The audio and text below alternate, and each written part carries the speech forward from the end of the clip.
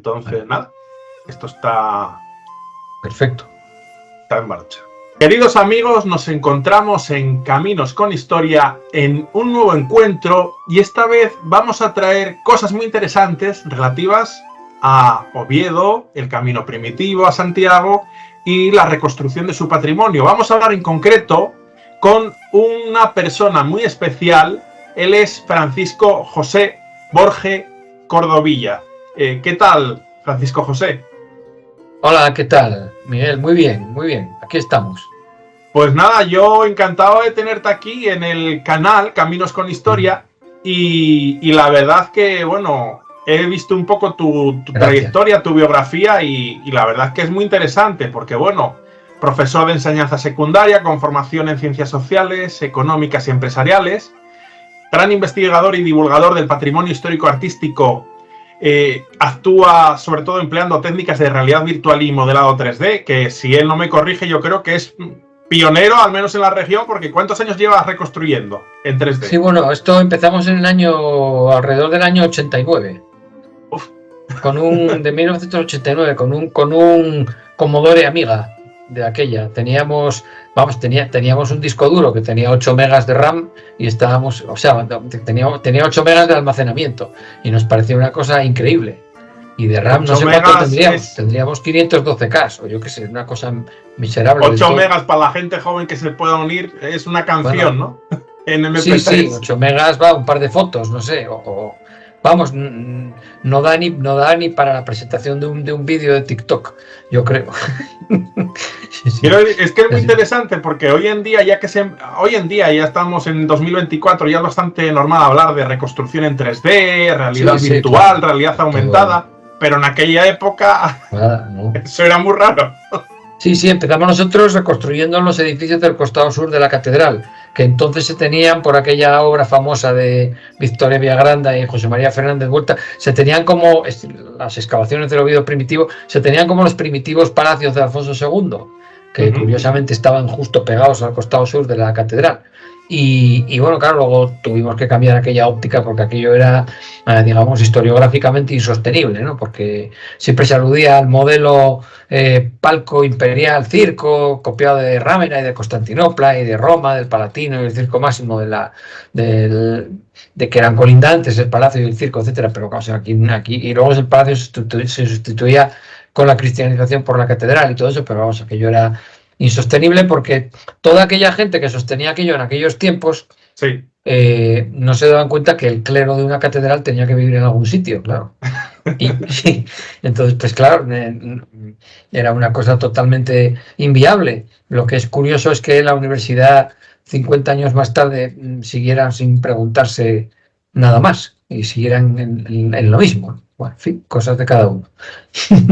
Y veo también por tu trayectoria que aparte de estar con esto de reconstrucción 3D y en el ámbito, bueno, de la enseñanza, cómo estás siempre en el ámbito de, bueno, de las asociaciones de arqueología y de los congresos de arqueología virtual. ¿De dónde nace tu pasión por estar tan metido en estos ámbitos?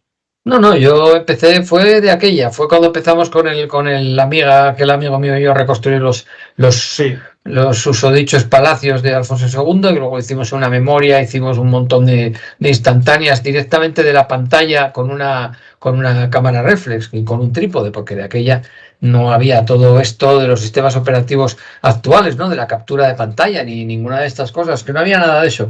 Y entonces lo hicimos así. Y luego yo, mientras tanto, yo paralelamente iba leyendo, sobre todo bibliografía muy general, pues yo qué sé, pues te puedo hablar de Krautheimer o de las obras generalistas de historia de la arquitectura romana o bizantina o paleocristiana, este tipo de obras, ¿no? Ward Perkins, etcétera, cosas así que además yo tenía por casa porque mi padre era muy aficionado a las enciclopedias de gran formato y siempre compró toda la obra esta de Ward Perkins de historia de Europa, que era un formato muy grande, en A3 y unas ilustraciones espectaculares. Entonces, tanto yo como mi hermana siempre estábamos mirando aquellas ilustraciones, ¿no? Hasta que a mí me dio por ponerme primero a reconstruir y luego a investigar, pero luego me metí enseguida por el tema de la metrología, porque quería saber a qué respondía el proyecto de los templos del prerrománico asturiano. Primero empecé con una cosa muy básica de las proporciones, pero luego a raíz de los intentos pioneros de Arias con la metrología histórica aplicada al prerrománico, pues entonces me metí en ello y encontré una metodología que aunaba, que también la empezó Arias, pero para mí no dio los resultados apetecidos, por lo menos a mí no me gustaba. Entonces yo encontré una metodología a través de la cual yo era capaz de reconstruir el proyecto de un edificio aunando pues el proyecto geométrico, o sea, el tema compositivo y proporcional, con un módulo metrológico que era el que posibilitaba producir esas figuras geométricas. Entonces, así estoy ahora. Llegué a identificar una escuela, un taller que operó bajo Alfonso II, simplemente porque por exclusión las pautas esas de los edificios que las crónicas reconocen como de autoría construidos bajo el reinado de Alfonso II, responden a esas pautas de proyección con ese patrón métrico exclusivo y singular, que es el pie dórico, que viene de la Francia carolingia y del Imperio Oriental. Es que curiosamente viene de la Grecia clásica e incluso preclásica, porque viene del Hecatompedón, que fue el primitivo Partenón, y de las excavaciones y de las investigaciones de Wilhelm Dorfel, allí tanto en el Hecatompedón como en Olimpia.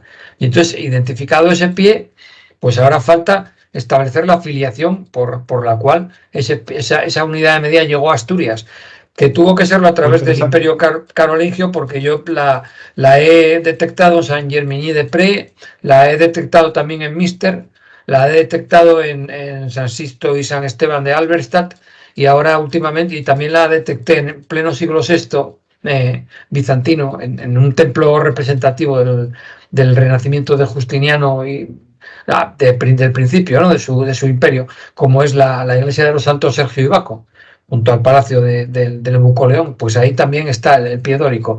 Entonces, evidentemente las raíces, que nunca salió de Grecia, se exportó a Europa, se supone que por influjo de los técnicos bizantinos que pudieron trabajar para Carlomagno. Bueno, te diré que si no lo tienes publicado esto, no lo cuentes porque te roban la idea, ¿eh? No, sí está publicado en muchos sitios, ya en la misma Mirabilia, y tengo un montón de monografías. Ya desarrollé, según esto, Foncalada, porque lo mismo que sirvió para identificar, para aplicar y identificar, ya estaban identificados, los edificios que ya estaban identificados como de la autoría de Alfonso II, sirvió para adscribirles este modelo proyectual. Pero es que otros que estaban huérfanos de autoría, como Santa María de Vendones, San Pedro de Nora o la Foncalada, que es el más famoso y además el más fácil de demostrar de todos, que está en Oviedo in situ, pues se pueden adscribir a Alfonso II sin ningún género de dudas, aplicando esta unidad métrica concreta a su metodología proyectual.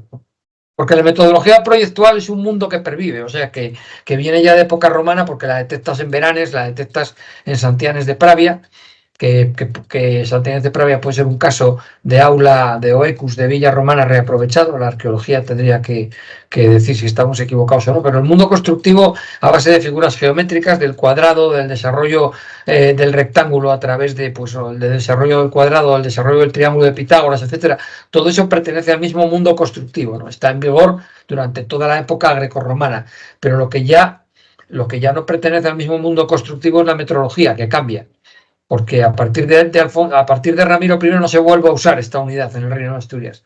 Se sustituye por el pie hispánico, que es el pie drusiano, el pie de agrimensor, que se repite tanto en los edificios de Ramiro I como de Alfonso III, como en todo el siglo X asturiano y leonés, y en todos los edificios de repoblación de la meseta norte. Pues. Y yo me pregunto, a nivel de lo que es la informática y la tecnología, que ha avanzado mucho, pero tú llevas ya muchos años en ello, al principio te fue difícil encontrar los programas acceder a esos programas informáticos que te ayudaban a reconstruir, etcétera? ¿Había muchos programas, pocos o cómo era? Sí, sí, había programas. Empezamos con uno que usaba, que lo había desarrollado un carpintero, que era el SketchUp, el Sculpt 4D, que tú primero ponías los vértices de las figuras y luego las unías. Tenías que hacerlo tú todo. Tenías que hacer los vértices, tenías que hacer las aristas y luego tenías que hacer las caras y luego los volúmenes. Y aquello era una pasada. Así reconstruimos los edificios del costado sur de la catedral, que todavía no sé cómo fuimos, porque era un montón de ellos, la Cámara Santa incluida, y no sé todavía cómo fuimos capaces de hacerlo. Pero bueno, la cuestión fue que lo hicimos. Luego ya cambiamos a los programas específicos del Commodore, de la Amiga, que ya eran más profesionales. El Real 3D se llamaba aquel, y luego ya cambiamos al 3D Studio y al final al SketchUp. Al SketchUp y ahora al Blender últimamente. Estamos ahí en una transición, pero claro, el tiempo de unos también se acaba, ¿no? El tiempo de uno pasa. Entonces ahora yo ya estoy un poco en retirada, pero claro, yo antes de que me retiren del todo, pues quiero ver si soy capaz de renovar todo el discurso de Mirabilia y todos esos renders y todas las visitas virtuales de los monumentos en 3D, incorporar todo el elenco de investigación que cuando creé Mirabilia en 2007 no estaba, claro. Yo la verdad que el proyecto de Mirabilia es patrimonio, yo diría, de los asturianos, porque a nivel de historia ahí tenemos reconstrucciones fidedignas de un montón de monumentos y deberías tener, yo no sé si en algún momento en el proyecto has tenido algún tipo de ayuda, colaboración de instancias, pero deberían ayudarte. La ayuda fue fuera de siempre, hombre, indirectamente hubo un montón de gente que colaboró, claro.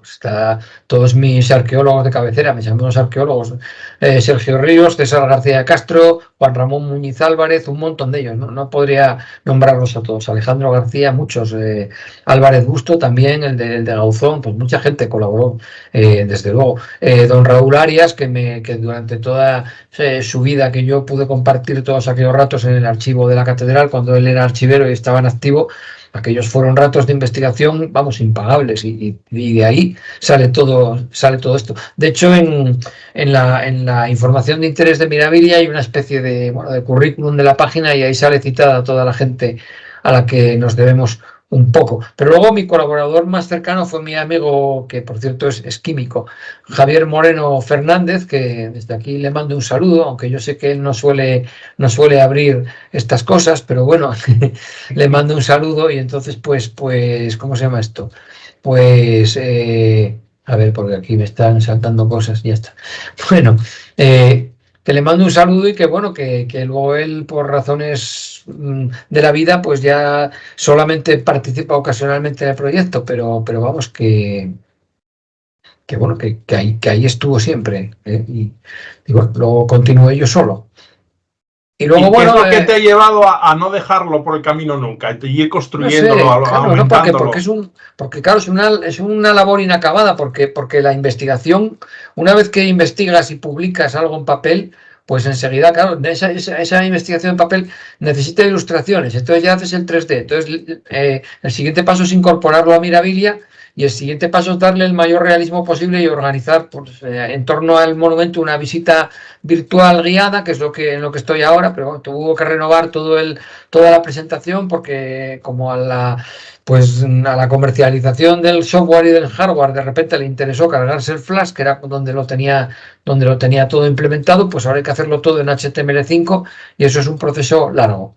Subir todo eso, luego de paso pues hay que cambiar los renders, en muchos edificios hay que cambiar el discurso completo, en realidad en todo Oviedo hay que cambiar ya el discurso completo, porque cuando yo empecé en Mirabilia coincidió con la época primera de publicaciones mía, y bueno, aunque el núcleo duro de lo que seguimos pensando acerca de Oviedo y que compartimos con nuestros arqueólogos de cabecera, como decía César García Castro y Sergio Ríos González, el núcleo duro permanece, pero ha evolucionado mucho, y luego nosotros tenemos nuestros propios matices, y eso eso tiene que quedar una memoria gráfica de ello, ¿no?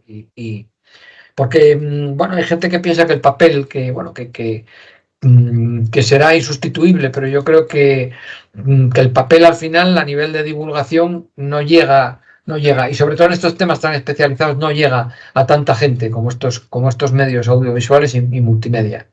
Eso es una cosa que se evidente. La inteligencia artificial, que tiene tantos usos y ramificaciones en el ámbito de lo que tú estás haciendo, ¿te puede ayudar a implementar cosas más rápido, etcétera? Bueno, ¿Has hecho algún no tipo lo sé, de yo de intento? momento sí, perdona, no. Yo de momento lo que vi a nivel de inteligencia artificial de reconstrucciones, digamos que el ambiente general, el contexto general está logrado, pero en lo particular, pues hay errores garrafales, ¿no? Yo vi, por ejemplo, reconstrucciones de, yo qué sé, pues de templos romanos, pues con las celas pegadas a las columnatas de los pórticos y llenas de ventanas, incluso con macetas, no sé, yo es que vi de todo. Y a la gente vestida romano caminando por allí. Y bueno, y vi muchas cosas, claro, basadas en ruinas. Vi, por ejemplo, pórticos que no son pórticos porque están en el estado actual de ruina, ¿no? Como por ejemplo, pues vi concretamente en alguna reconstrucción, vi las columnas del templo de Júpiter Olímpico de Atenas, vi también las calles porticadas de Palmira por ahí, pero claro, tal y como están ahora, en estado de ruina, o sea, Claro. sin el tejado, que es el que le confiere al pórtico el carácter de pórtico, porque si no, eso no es un pórtico, es una columnata, pues te encuentras con estas cosas y te das cuenta que le falta mucho a todo esto, ¿no? Todavía. Entonces, pues bueno, a lo mejor no lo sé. Pues para elaborar un discurso científico, a lo mejor resulta que es más útil que para elaborar los gráficos. Y luego el discurso científico, como lo que hace es gestionar una base de datos enorme, pues igual acaban saliendo mis propias cosas, refritas en el discurso de la inteligencia artificial, ¿no?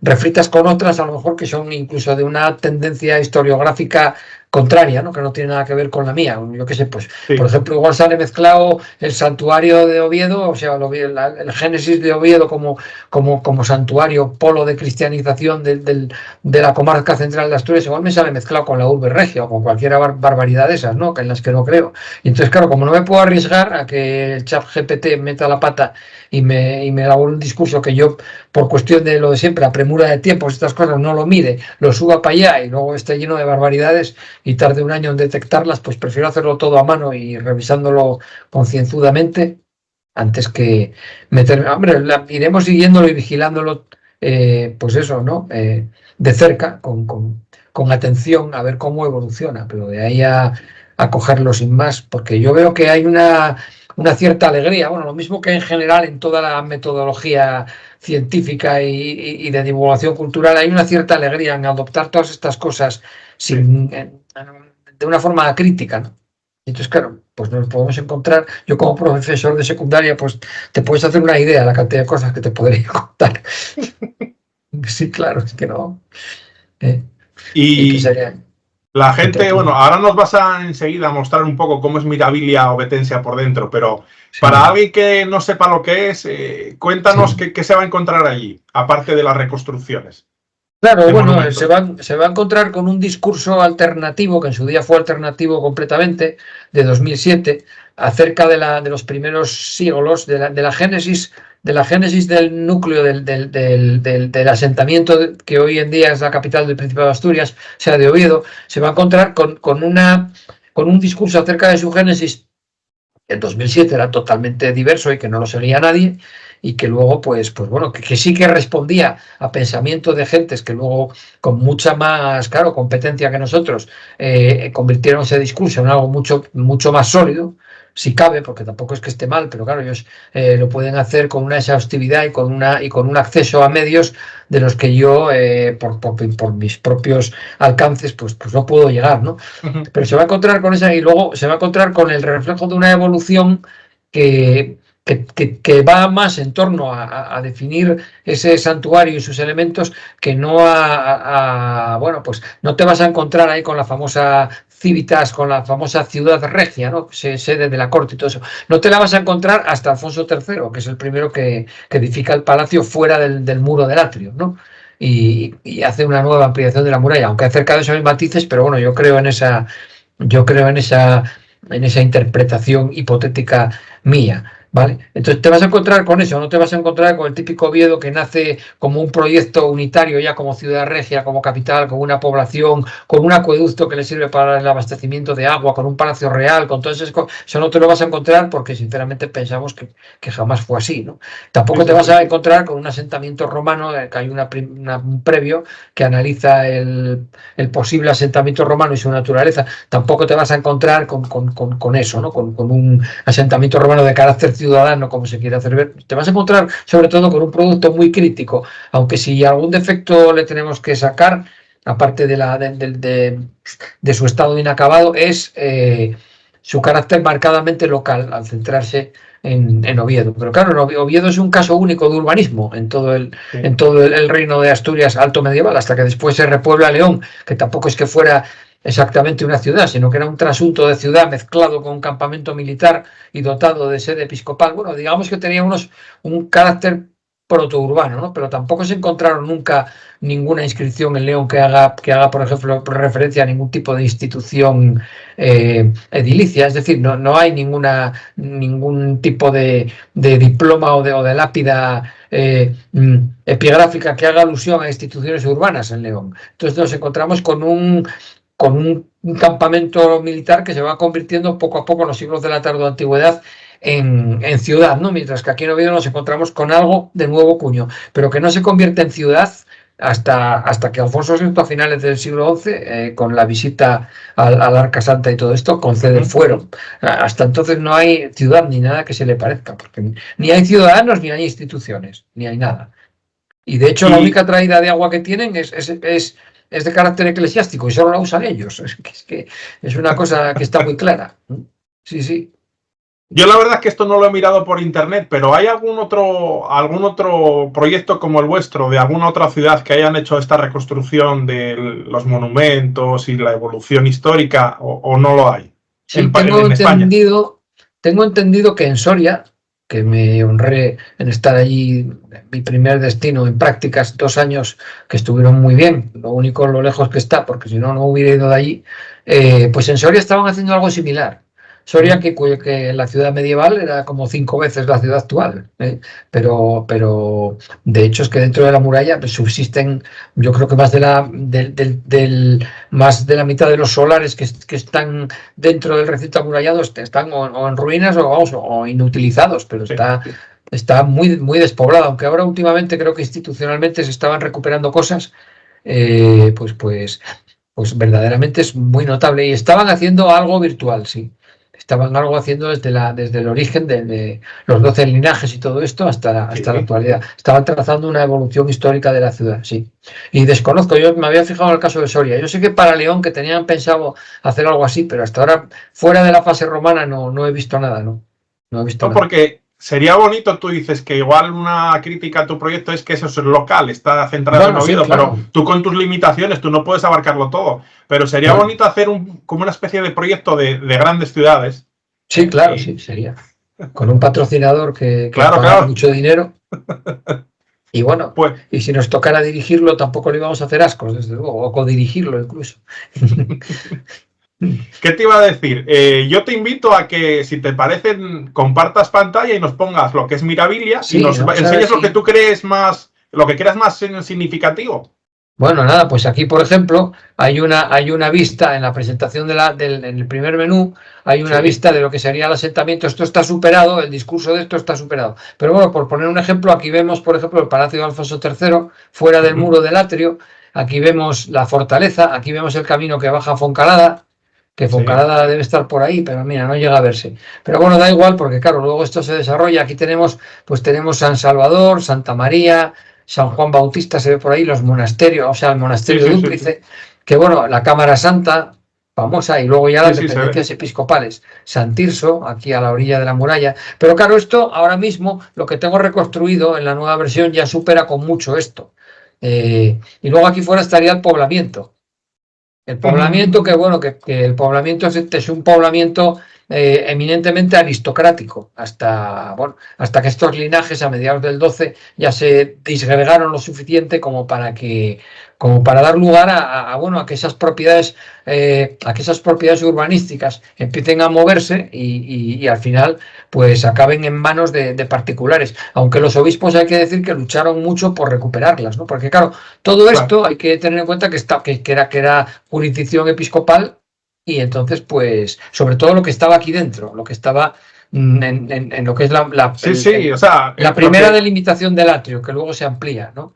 Pero claro, los obispos lucharon mucho porque había una serie de propiedades laicas que estaban en régimen de concesión episcopal temporal, pero que luego los tíos pues se negaban a devolverlo, porque decían, no, es que dáselo un usufructo a mi hija, dáselo un usufructo a mi nieta, a mi bisnieto, y luego aquello cada vez se disgregaba más el linaje, ¿no? Porque luego había bisnietos, primos, y cada uno tenía una suerte de Santa Cruz, o de Santa Gadea, o de Santa María, y entonces, claro, aquello ya era un caos, y al final, pues, aquella gente se acabó mezclando con el pueblo llano, y entonces eso dio lugar, por mero desgaste del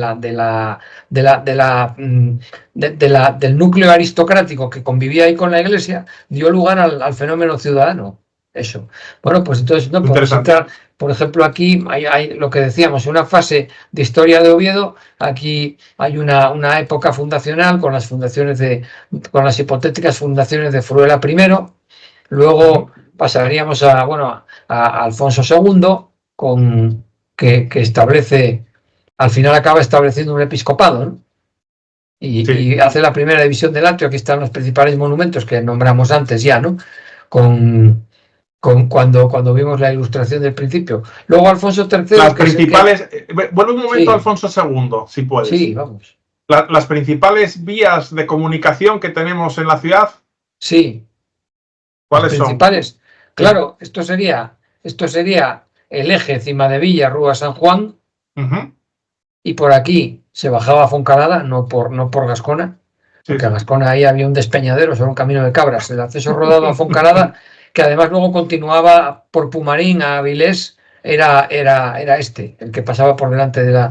Esto viene de época romana. Aquí estaría la fuente de la Rúa, y entonces aquí en algún momento tuvo que haber en Oviedo algo, sin llegar a configurarse en un fenómeno urbano, porque no aparece citado en ninguna fuente romana, pero sí que tuvo que haber algo, porque ellos, por alguna razón, la vía romana pasaba, la norte-sur pasaba por aquí, y la este-oeste pasaba por ahí abajo, queda fuera de la pantalla. Por alguna, que sería la actual de la norte-sur sería el Postigo y adelantado de la Florida, y la este-oeste sería la Tenderina.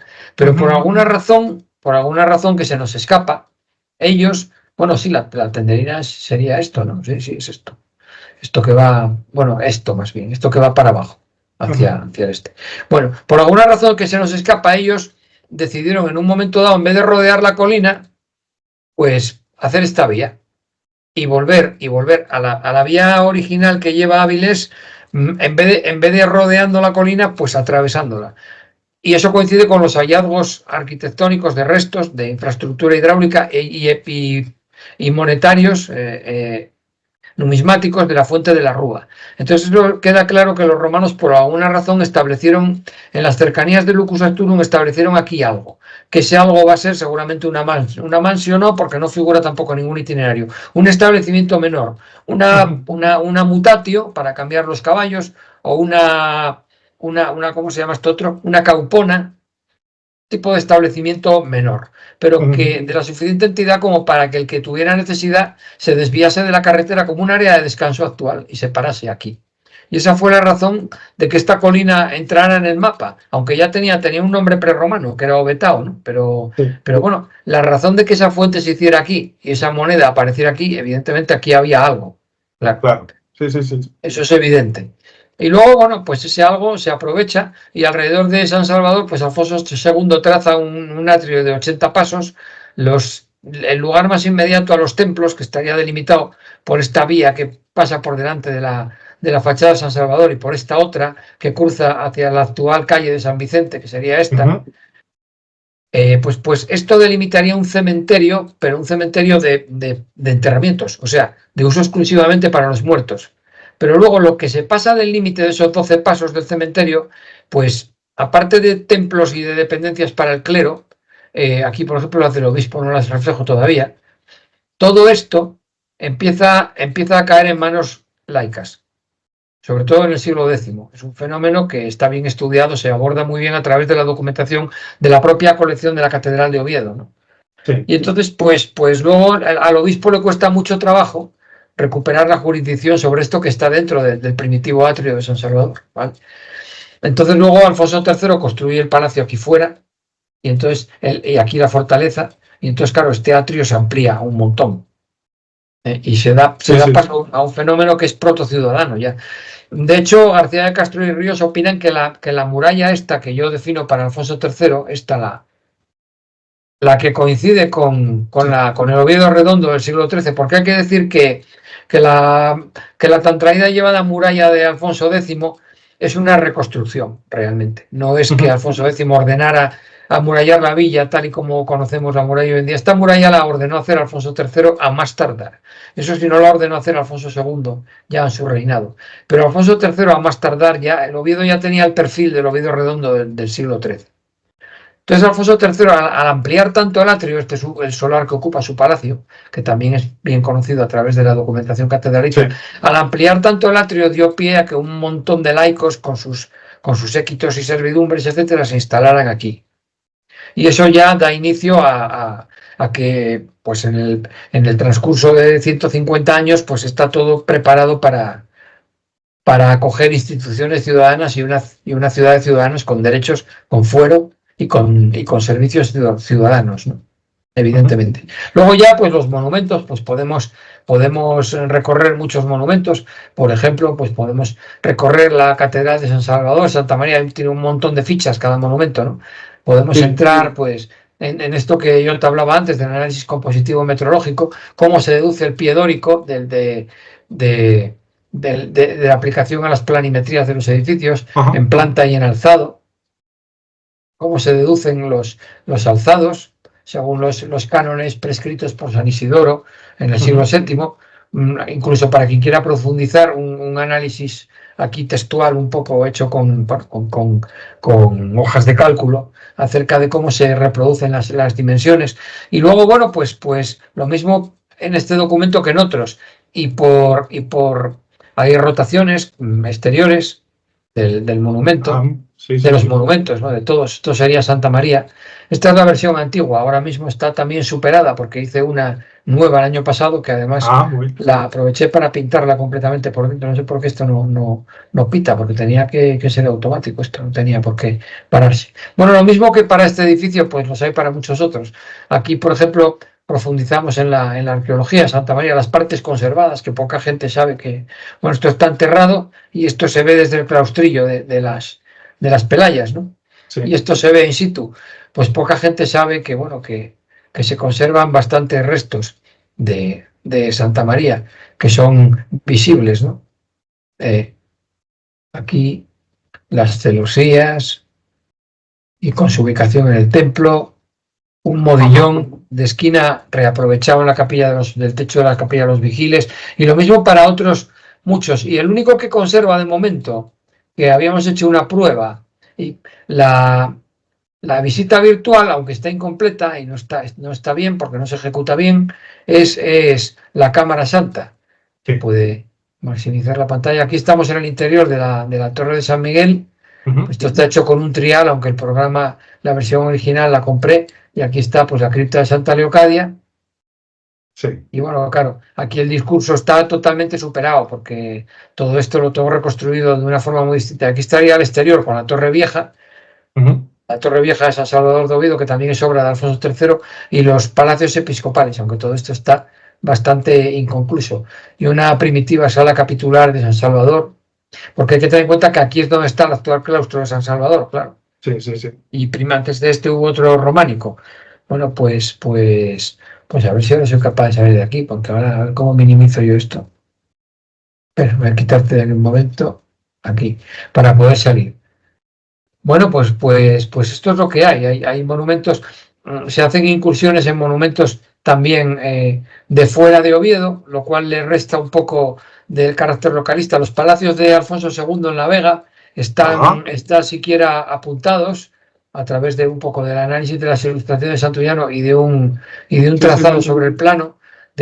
Esta imagen la hicimos cuando todavía no estaban localizados con precisión. La localización la lograron hacer. Yo ya había hecho este círculo trazado de un estadio alrededor de Santullano, pero no logré, y mira que había hecho un estudio sobre ello, no logré colocarlos aquí en el solar de la fábrica de La Vega, que fueron ellos los que se dieron cuenta, porque claro, ahí te llevan todos los indicios documentales, ¿no? Cómo fueron donándolo todo, empezando por la colina, siguiendo por Santullano, y esto fue lo que dejaron para el final, que fue lo que donó Alfonso VII a su amante Gontrudo Petri para que fundara el monasterio de Santa María la Real de la Vega, porque era el sitio más querido por el patrimonio regio, claro, porque ellos sabían de sobra que el palacio de sus antepasados estaba ahí. Entonces, pues esto es lo que hay. Hay una herencia histórico-monumental centrada en la tradición del Arca Santa y en las reliquias, con una serie de infografías, y hay un estudio, bueno, esta todavía no la renové. Hay aquí una aplicación externa que tendríamos que entrar y que sería un rollo, ¿no? Y luego, pues bueno, pues uno de los monumentos más importantes por su carácter apócrifo que nosotros hemos contribuido a situar bajo Alfonso II es la Foncalada. Claro que evidentemente hay un antes y un después de todas estas publicaciones y de los estudios que realizó también Antonio Valdés Gallego sobre los textos de las inscripciones, ¿no? Porque claro, evidentemente el que lo vea así, pues todavía se sigue creyendo lo que pone la placa informativa, entre comillas, que hay por arriba, ¿no? En la esquina de la calle Gascona, de que es una fuente de agua potable y bla, bla, bla, cuando no tiene nada que ver no tiene nada que ver con el asunto, ¿no? Sino que lo que es Foncalada es esto, ¿no? Es un monumento que hace alusión al sacramento del bautismo, y que esto es una oración bautismal del Liber Ordinum Episcopal, y que vete tú a saber qué quiere decir que esto esté aquí, pero vamos, quiere decir de todo menos que esto sea un monumento de uso civil, ¿eh? Claro. Nosotros nos inclinamos a pensar que esto era un baptisterio, y un baptisterio al aire libre enclavado dentro del solar del palacio de Alfonso II, ¿no? Y bueno, nada. Esto también está superado, el discurso, a fuer de resultar reiterativos, pero también tenemos una reconstrucción que supera con mucho a esta. Pero bueno, aquí aparece caracterizado como un edificio de baños, simbolismos cristianos aparte, porque todavía no se había logrado descifrar el peso decisivo que en la interpretación del edificio tienen las inscripciones, porque es un peso verdaderamente decisivo. Aquí se ve un trozo del acueducto que nacería en un inmueble cercano, y bueno, aquí esto te permite ciertos trucos aquí de programación, pues te permiten, si es que funciona, que no lo sé, te permiten cambiar de plano de cámara rápidamente, sin falta de pasar por todos los anteriores.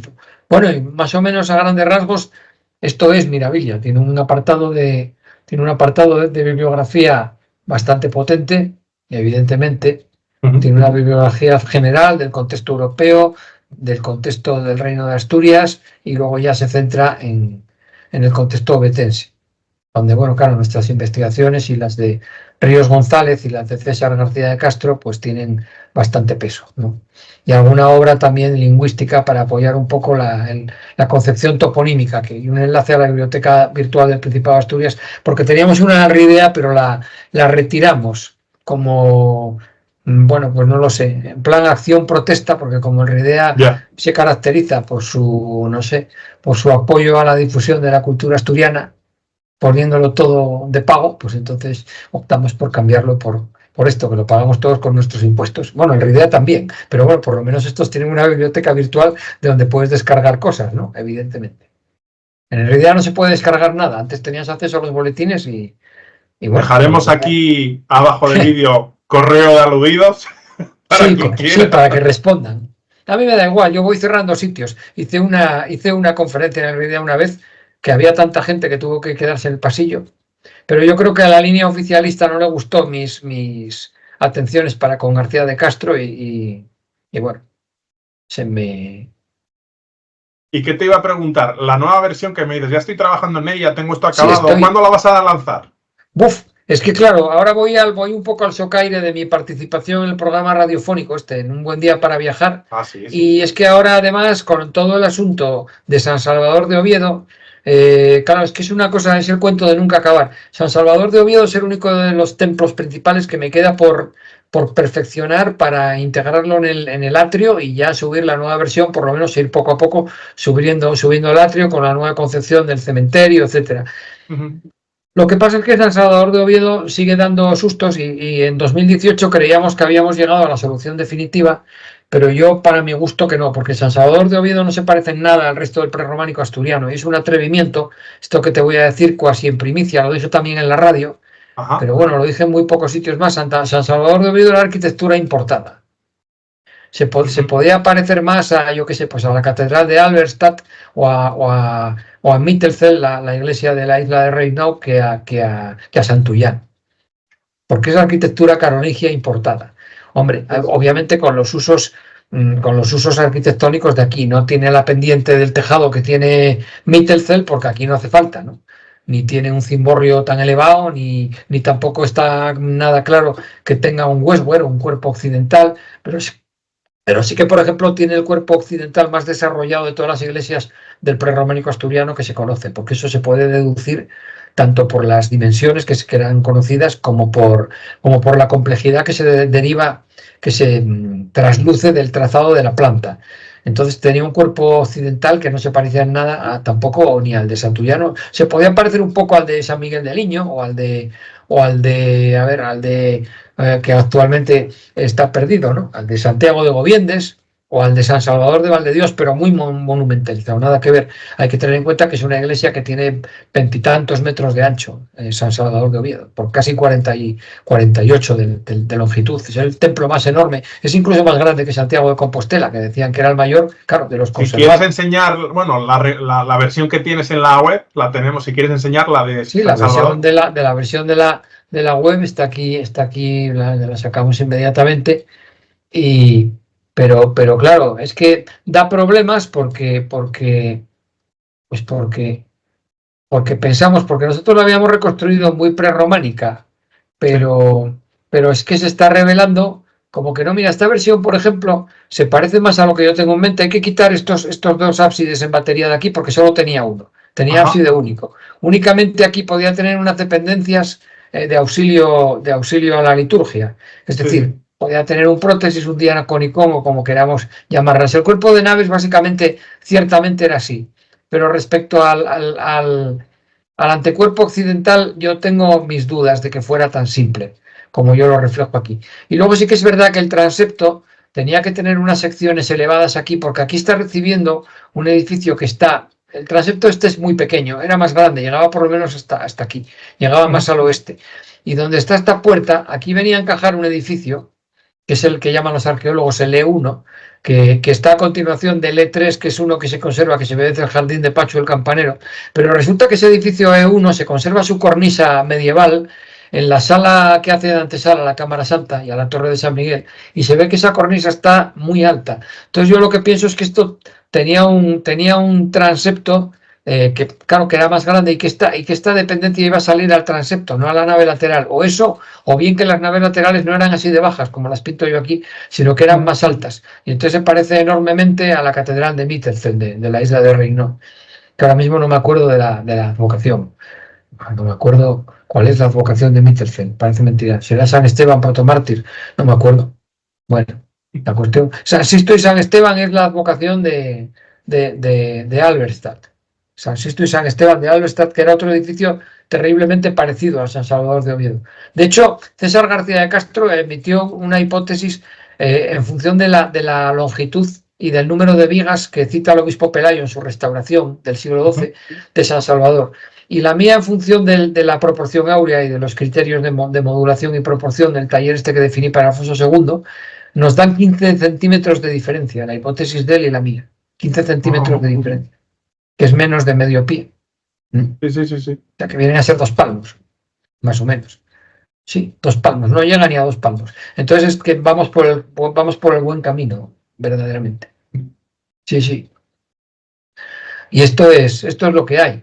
Ya tengo esta visión, está superada del ábside de batería, porque bueno, nos costó una discusión crítica y bueno, pero realmente nosotros nos dejamos llevar. Hubo 2 cosas que nos confundieron. Una mención que hace si lo diré, El Viaje Santo, Ambrosio de Morales en el Viaje Santo hace una mención a los 4 altares que se encuentran in situ en el lado de la sacristía, al lado del Evangelio del altar mayor de la Catedral Gótica actual, y eso nos despistó, porque él cita un suelo de Opus Ininum, pero claro, eso puede significar que ahí había una dependencia auxiliar del culto, no que hubiera altares. Y luego también nos confundió la tesis de Francisco de Caso sobre la construcción de la Catedral Gótica, que él siempre había interpretado un ábside tripartito como el típico de Santullano, de Valdedios, etcétera, con un reparto de 4, 4 y 4 altares, ¿no? Y en el de la epístola estarían San Simón y San Judas, que comparten festividad, San Andrés y San Bartolomé, y que son los que luego se albergaron en la capilla del obispo Gutiérrez, que fue por donde empezaron las obras de la Catedral Gótica. Entonces eso nos despistó, más la cita de Morales por el otro lado, dijimos nada, estaban en batería, pero claro, es un anacronismo porque los primeros ábsides en batería son muy cercanos ya al románico de Cluny, se dan en el Pirineo catalán a finales del siglo X, ¿no? En el núcleo de Urgel y de Ripoll y estas iglesias, que están ya anunciando el románico. Aquí hay que pensar en que la primera construcción monumental de San Salvador de Oviedo data de mediados del siglo VIII y se debe a Fruela I. Entonces, claro, no es plausible, no es posible. Y luego también no nos fijamos lo suficiente, es lo de siempre, el localismo de mi página solo se ve superado por el localismo de los académicos de la Universidad de Oviedo, que siguen sujetos a los esquemas del ábside tripartito con gran entusiasmo, además, ¿no? Y siguen sin mirar para la arqueología, para la arquitectura carolingia coetánea. Ignoran todo este tema del pie dórico y ellos siguen mirando a lo hispánico, cuando el contacto entre lo hispánico y Alfonso II en este momento histórico es virtualmente imposible. Claro. Y siguen ignorando las embajadas, siguen ignorando las relaciones internacionales del Reino de Asturias, que se remontan al reinado de Fruela I y su intento también de dominar a los vascos a través de Pipino III. Y de ahí viene el asesinato por parte de sus primos, no de ningún fratricidio ni todo eso, que queda muy bonito en las crónicas, pero que no es la causa verdadera. Porque los primos, o sea, los hijos de Fruela Petriz, el hijo del duque Pedro de Cantabria y hermano de Alfonso I, habían intentado emparentar con los gascones de este lado de los Pirineos, casando a Nunavela, que era hermana de Aurelio y de Bermudo, casándola con Lope II de Baskonia, que luego fue nombrado duque de Aquitania porque era hijo no sé si era hijo o nieto de Odón el Grande, ¿no? de Aquitania. Y entonces, claro, Fruela les estropeó los planes porque aliándose con el imperio, pues se garantizó no solo la sumisión de la parte vascona del sur de los Pirineos, sino también una alianza con el imperio, que eran los que controlaban el ducado de Aquitania y la parte norte, ¿no? Y de ahí vienen las embajadas de Alfonso II y no de ningún problema. La causa fundamental no era el adopcionismo, que no deja de ser un tema semipolítico, además, ¿no? El tema era renovar las embajadas que había empezado su padre, ¿no? Y primero las reanuda con Luis el Piadoso, también en Aquitania, ¿no? en Burdeos, o en Burdeos no, en otro lado, en Toulouse, y luego con el propio Carlomagno en Nerstal, ¿no? 2 años después. Y claro, los contactos son continuos, como para no pensar que hay un conocimiento de la arquitectura carolingia que se está haciendo en esos momentos, ¿no? En el imperio, y como para no pensar que los técnicos carolingios no tienen nada que ver en todo el inmenso programa, de construcción política y material que tuvo que afrontar Alfonso II, porque todos los demás se lo encontraron todo hecho realmente. Alfonso II es el gran artífice del reino de Asturias, ¿no? Los demás, Alfonso III, puedes decir, bueno, que lo engrandeció mucho y que restauró lo que ya estaba por los suelos, pero no puedes decir que sea el creador del reino de Asturias, como dicen por ahí, ¿no? Al sur también de la cordillera, que dicen que el prerrománico asturiano no existe antes de Ramiro I, pero bueno, claro, son ideas de ellos, ¿no? Que ni siquiera dominan la documentación altomedieval que te puedes encontrar en el archivo de la Catedral de Oviedo. Sí. Entonces, pues con esos mimbres no puedes hacer nada bueno, ¿no? Y luego podríamos añadir que todo lo que tiene que ver con el Camino de Santiago no es una cuestión espiritual, sino que es también un intento del Reino de Asturias de expansión y de tener presencia en Galicia. Bueno, claro. Y de lograr también contingentes demográficos. Si es que no, porque si realmente tú organizas una peregrinación desde Oviedo a Santiago y realmente hay contingentes que llegan hasta Oviedo, pues parte de ellos a lo mejor van hasta Santiago. aunque no sean todos. Porque, Sí. hombre, no en vano, el hecho de que ya a finales del siglo XI o mediados del XII, como muy tarde, el colectivo franco eligiera un juez propio en Oviedo, por parte en las asambleas del municipio ovetense estuvieran representados por un júdice, de ahí los francos, eso, pues hombre, no, los francos no llegaron en el siglo XI ni en el XII, no, evidentemente, no. Llegaron antes, claro. Entonces, Sí. vamos, todo eso está, bueno, para la plena Edad Media algo de eso investigó Juan Ignacio Ruiz de la Peña, que en paz descanse, pero vamos, que fuera de ahí nadie se atrevió a indagar en el Alto Medievo. De acuerdo que las fuentes son parcas, como ya estamos cansados de escuchar, ¿no? Son parcas, lacónicas, las descripciones y todo lo demás, pero con lo lacónico de las descripciones fuimos capaces de desmontar, o sea, de elaborar una argumentación sólida sobre San Salvador de Oviedo, y no dejan de ser lacónicas las descripciones, pero a base de trabajo y crítica, pues hemos logrado llegar casi al final. Y bueno, si yo te preguntase ahora, ¿cuál es tu Sí. sueño de aquí a 15 años? ¿Qué te gustaría que fuese Mirabilia Ovetensia? ¿Qué te gustaría añadir? ¿Qué retos tienes? ¿Qué te gustaría? Hombre, me gustaría que fuera lo que fue al principio un poco en cuanto a uniformidad de los contenidos y no el batiburrillo que hay ahora, que hay cosas que funcionan, cosas que no. Y luego me gustaría ir un poco pues eso, ir un poco a salto de mata con la tecnología, ¿no? Y por lo menos ir, pues eso, que la tecnología que fuera equiparable a lo que va a ser de aquí a 15 años, ¿no? Que fuera una cosa que, bueno, que la gente no dejara de ver por obsoleta, ¿no? Pero luego, sobre todo, me gustaría que contribuyera a colocar el Reino de Asturias en el lugar que le corresponde, ¿no? Sí. Pues yo dejaré el enlace para que la gente Cosa complicada hoy en día, ¿no? Sí. Pues, bueno, sí. Dejaré el enlace para que la gente entre en tu web y, bueno, ya nos has comentado que tienes bastantes publicaciones, ya investigaré yo un poco más en ellas, tengo ganas de leer algo tuyo. Sí, tengo una página en Academia Edu, tengo una página y ahí lo tengo todo, tengo 60 y tantos artículos en total. Bueno, perfecto, pues voy a poner también el enlace en el cuerpo del vídeo. Pues te agradezco mucho tu tiempo y bueno, si quieres contarnos algo más o lo que tú quieras, bienvenido es, pero tampoco te quiero robar más tiempo. Si tienes algo así que quieras mencionar. Bueno, nada, que bueno, gracias a Pablo Vázquez Otero, a RPA y al programa fabuloso de radio que tiene también, Sí. Y a ti te agradezco un montón esta iniciativa, pues bueno, parece que hemos ido creciendo, porque gracias al programa de radio hemos repasado muchos temas y nos hemos embarcado en otros y hemos posibilitado un poco todo este revival que que estamos en estos momentos en plena faena de realizar, ¿no? Acerca de la renovación de Mirabilia Ovetensia. Y bueno, pues que tener salud, que es lo fundamental para poder seguir trabajando. Yo es lo único que puedo contar. Bueno, que nos podéis seguir en la radio también todos los sábados a partir de las 10:40 de la mañana. Ahí tengo yo una pequeña intervención entre 15 y 20 minutos normalmente, donde ahora mismo estuvimos analizando la traída de agua que empezó siendo